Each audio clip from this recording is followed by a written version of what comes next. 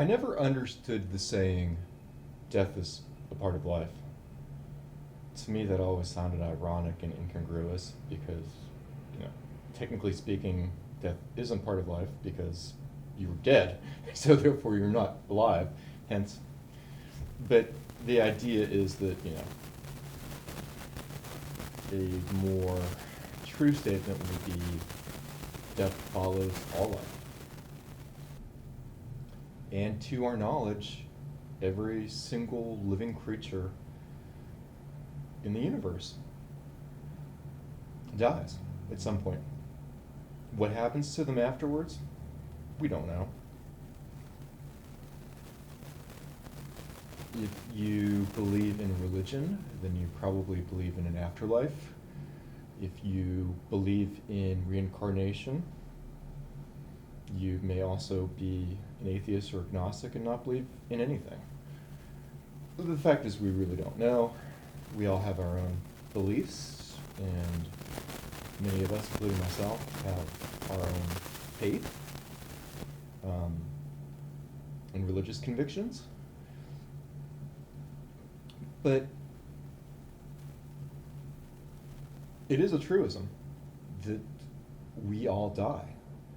And it's important for us to prepare for the loss of a loved one. And this is a topic that's been prescient in my mind for, I'd be lying if I didn't say decades. I have lost my father in a car accident. I've lost all of my grandparents. And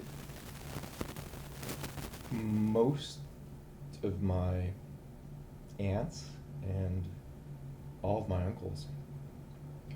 And I've had a particular family member who's almost died several times.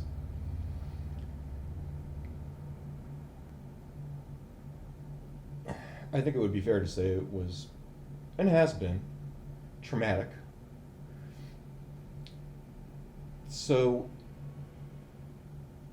I think it's important to share those kinds of things with those of you who may be in the same situation of having possibly losing a loved one, or to, let me rephrase that. Since it's something that we all have to deal with, I thought it would be a good idea to do a video on this topic. Now, we're going to touch on things like anticipatory grief, which is, pre something actually happening as far as a death. So let's begin. I don't want to call this a top 10 things to do. That would be a little jarring for this particular topic, but there are some steps that we can all take to prepare, not only for our own eventual demise, but that of somebody else. And I think it makes sense to plan for both eventualities. The first thing to do is always be cognizant of the time you have left with someone, whether that's a loved one, a friend, or even yourself if you're going through a particular issue that might mean you might not be here very long. Appreciate the time we have on Earth. And I think the easiest way to do that is gratitude for life, thankfulness for life and for the people around you who matter to you, and for yourself. Thanking God if you are a believer, or nature, or whatever you happen to believe in, if you have, beliefs akin to those. It's not a bad idea to wake up every day and say, I'm happy to be here. How am I going to best use this time? And a lifetime could be thousands and thousands and thousands of days. So it's easy to minimize the importance or impact of any one particular day. But I think it's important for us to be cognizant, the time is short, life is short, and be your true, authentic self. Know who you are, know your emotions, and the same of the people that you care for. And don't put things off.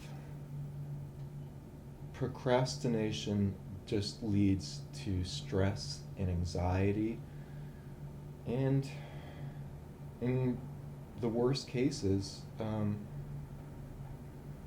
regret if you can't do something because there isn't enough time left.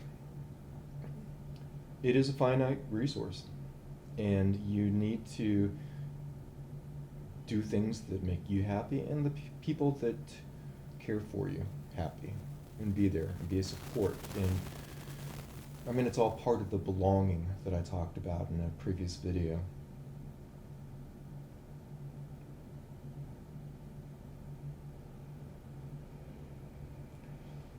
Sorry, this is a very difficult video to make. So, the most important thing is, be cognizant of time and use it wisely. The second thing is to know and understand your own thought processes and emotions regarding the potential loss of a loved one or yourself. And allow yourself to grieve or feel anticipatory grief if you know that someone will be passing. Grief and trauma are a process. It doesn't happen logically. It's something you really can't escape unless you get into denialism or shut yourself off from the world around you or from a person who might be experiencing, end of life. So understand and accept what you're feeling. I think it's also important, going back to time, that we try to make some positive memories with the time we have left with either ourselves or with that loved one who may be at end of life. And, and show them how much you care. It's easy to take people for granted and take yourself for granted. So the more that you can mentally keep that at the top of your mind, the easier and happier you'll be overall.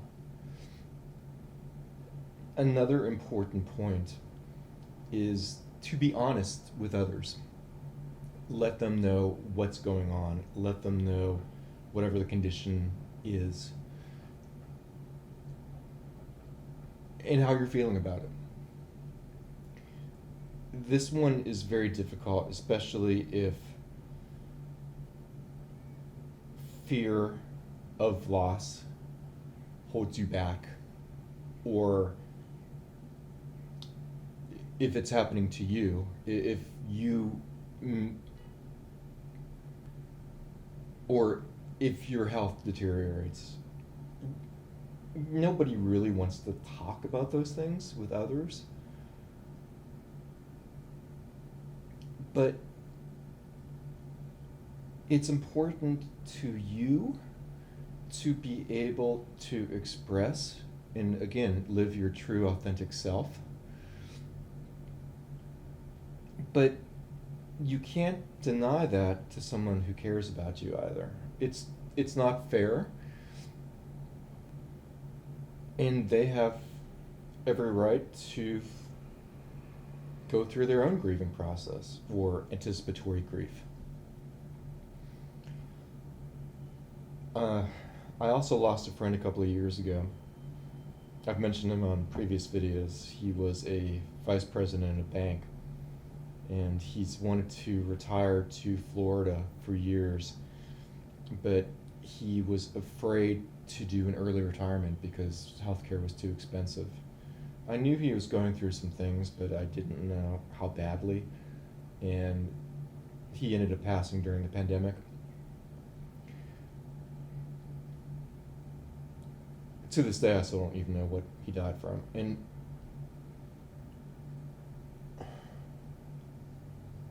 it kind of hurts. I don't know if anyone has been through a situation like that. I'm sure many of you have, especially during wars or pandemic or other upheavals. You never get closure anyway with the death of a loved one, but you certainly, when you have so many questions, I think it just makes it worse. It's also a good idea to research things like palliative care. If a person needs a special type of support before they pass, or something like hospice, something that might ease someone's passing. It's definitely worth investigating and looking into. Which leads me to my next point, finances.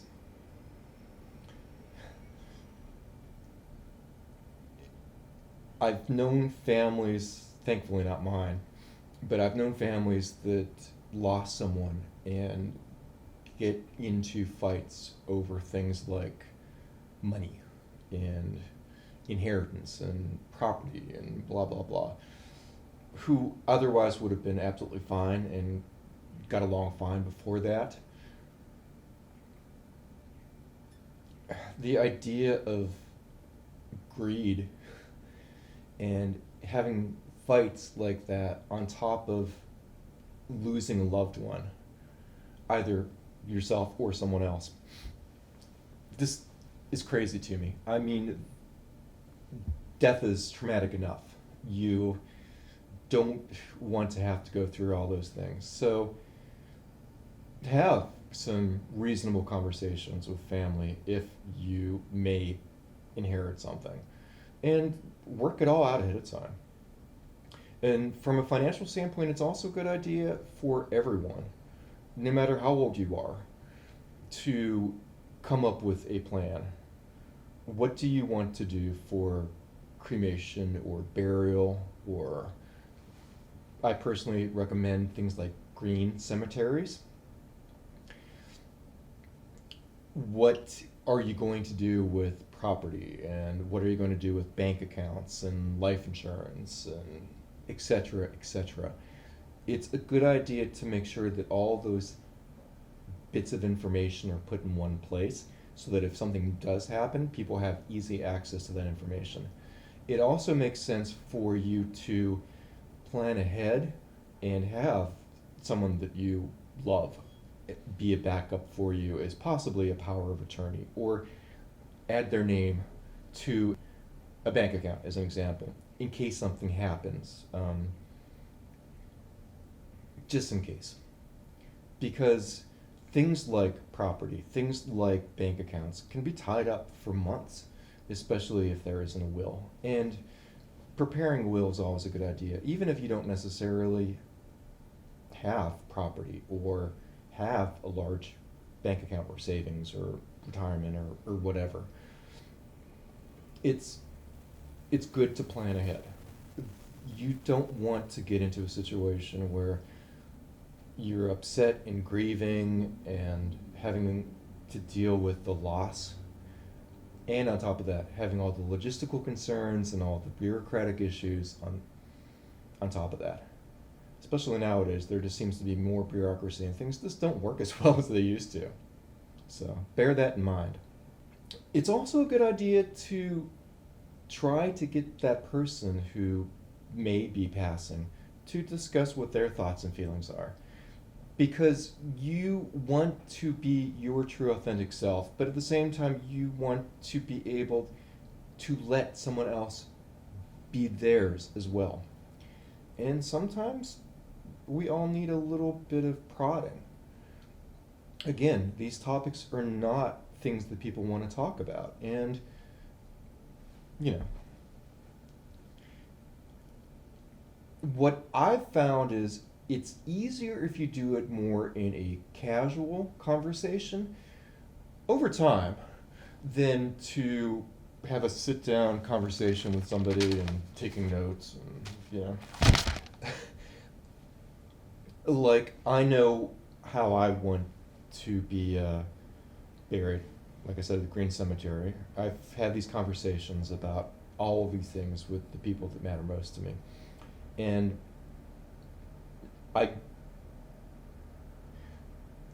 there isn't as much, how do I say it? There isn't as much of a taboo feeling when you're just having a conversation with somebody, you know?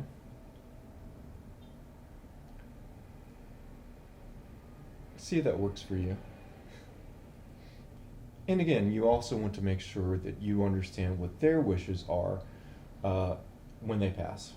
And they can be completely healthy. I'm not necessarily talking about an eventual, imminent passing, either yourself or somebody else. This is something that we all have to deal with because, again, we all die. So the more we can be prepared, the better. I've wanted to do this video and talk about this for a while now. In fact, I actually videotaped it last week, but for some reason it didn't take this out, so here I am again. It's hard enough to do the first time, but I hope I did this video with as much decorum and diplomacy as you deserve and would expect. I'm sure that there are many other things that one can do, but my point is that one needs to prepare because it's going to happen to all of us. And if you haven't lost anyone yet, more than likely you will. And especially for people who are young, I think it's very difficult because they've never been through it before, hopefully. But I know people who are young who've went through trials and tribulations and ordeals that many adults have never been through. So I'm not saying that, but generally speaking, the younger you are, the less that you've dealt with death than someone who's older. In fact, that same friend that I was talking about who died 2 years ago, he had recently lost his father 3 years before he himself died, and he had lost his mother the year before. And, you know, I guess I like talking about things that, I am willing to talk about things that other people don't. Things like death, things like religion, things like politics, because I think it's important. Those are the most important things to us as humans and to us as individuals. But we ended up getting in the conversation, and I made the statement that I don't know what was harder, if it was harder for him to have lost someone that he'd spent his entire life and a longer life than what I experienced having lost my father when I was only 13. Yeah, that was my entire life at that point, but it was a very short life in comparison. And I don't think that you can really compare situations. You don't know what people's true hearts feel.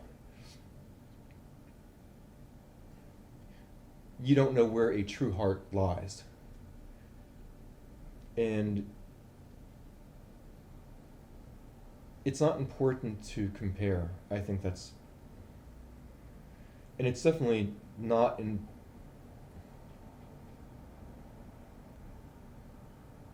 I think I've said enough on this topic, for the time being at least. If you would like to learn more or have me get into more in-depth on any of these topics or any of the related topics associated, please let me know in the comments below, and live your Renaissance spirit.